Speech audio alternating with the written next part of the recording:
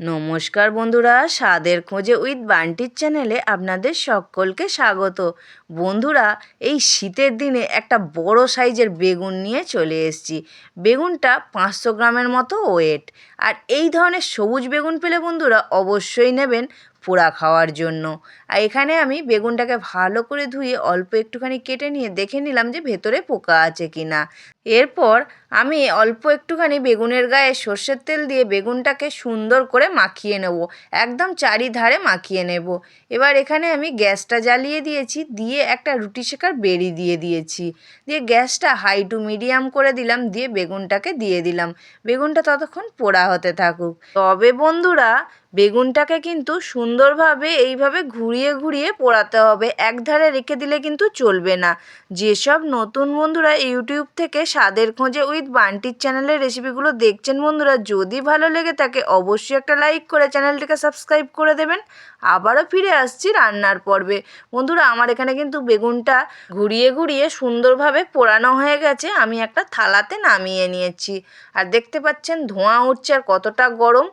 এরম গরম অবস্থাতেই কিন্তু বেগুনের খোলাগুলোকে সুন্দরভাবে ছাড়িয়ে নিতে হবে। দেখুন, গরম অবস্থায় বলি এত সুন্দর উঠে যাচ্ছে। আর যদি ঠান্ডা করেন কিন্তু খোলা উঠবে না, বেগুনের গায়ে পুরো লেগে থাকবে।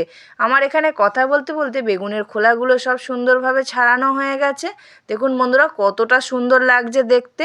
এবার আমি এইভাবে দেখে নিচ্ছি যে এদিক ওদিক করে পোকা আছে কিনা। আমি যতটা কেটেছিলাম ততটাই ছিল না, তারপরে তো এদিক ওদিক থাকতেই পারে, যার জন্য এইভাবে আস্তে আস্তে করে দেখে নিতে হবে যে পোকা আছে কিনা। তবে শীতের দিনে এই ধরনের সবুজ বেগুন পেলে একটু বড় সাইজের দেখে কিনবেন, খুব কম পোকা থাকে, খুব একটা পোকা থাকে না। এবার ওখানে বেগুনটা ঠান্ডা হতে থাকুক। এখানে আমি একটা পাত্রে নিয়ে নিলাম বেশ কিছুটা পেঁয়াজ, আর আমার যতটা পরিমাণে নুন লাগবে এই মাখাতে, নুনটা আমি নিয়ে নিয়েছি। নিয়ে পেঁয়াজের সাথে সুন্দরভাবে মেখে নেব যাতে পেঁয়াজটা একটু নরম হয়ে যায়। আর এখানে আমি দুটো কাঁচা লঙ্কাকে একটু সিদ্ধ করে নিয়েছি।